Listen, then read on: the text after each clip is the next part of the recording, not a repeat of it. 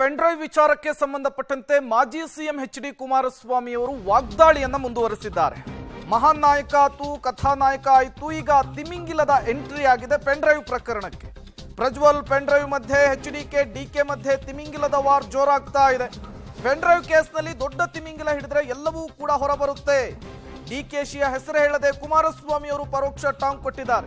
ಎಚ್.ಡಿ.ಕೆ ಹೇಳಿಕೆಗೆ ಡಿ.ಕೆ ಶಿವಕುಮಾರ್ ಕೂಡ ಟಕ್ಕರ್ ಕೊಟ್ಟಿರುವಂತಹದ್ದು.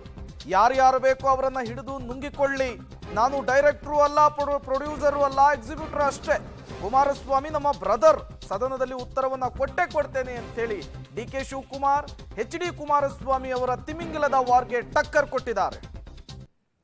ಇದೇನು ದೊಡ್ಡ ತಿಮಿಂಗಿಲ ಅಂತ ಹೇಳೋರಲ್ಲ, ಇವತ್ತು ಶಾಸಕರೊಬ್ಬರು ಮಂಡ್ಯದವರು ಆ ದೊಡ್ಡ ತಿಮಿಂಗಿಲ ಹೇಳಿರೋದನ್ನ ಈ ಸಣ್ಣ ತಿಮಿಂಗಿಲಗಳು ಹೇಳ್ತಾವೆ ಅಷ್ಟೇ, ಬೇರೆ ಏನಿಲ್ಲ. ಯಾವ ಹೋಟೆಲ್ ಕೂತ್ಕೊಂಡು ಯಾವ್ಯಾವ ಸೀಕ್ವೆನ್ಸ್ನ ರೆಡಿ ಮಾಡ್ಕೊಂಡು ಬಿಡಬೇಕು ಅಂತ ತೀರ್ಮಾನ ಮಾಡಿದ್ರು.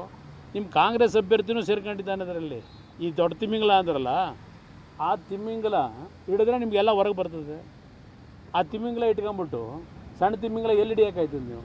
ಆ ದೊಡ್ಡ ತಿಮಿಂಗಿಲ ಎಲ್ಲ ತಿಂದಾಕಿದೆಯಲ್ಲ, ದೊಡ್ಡ ತಿಮಿಂಗಿಲ ಸರ್ಕಾರದ ಭಾಗ ಆಗಿದೆ. ಅದರಿಂದಲೇ ಅದಕ್ಕೆ ಹೇಳ್ತಾ ಇರೋದು ನಾನು. ಆ ದೊಡ್ಡ ತಿಮಿಂಗಿಲ ಸರ್ಕಾರದಲ್ಲೇ ಇದ್ದಾವೆ, ಎಲ್ಲಿ ಹಿಡಿತೀರಿ ನೀವು ದೊಡ್ಡ ತಿಮಿಂಗಿಲನ?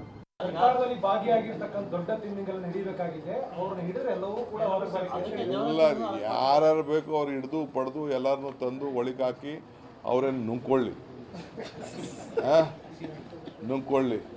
ನಾನು ಡೈರೆಕ್ಟ್ರು ಅಲ್ಲ, ಪ್ರೊಡ್ಯೂಸ್ ಅಲ್ಲ, I am an exhibitor, theatre exhibitor ನಾನು.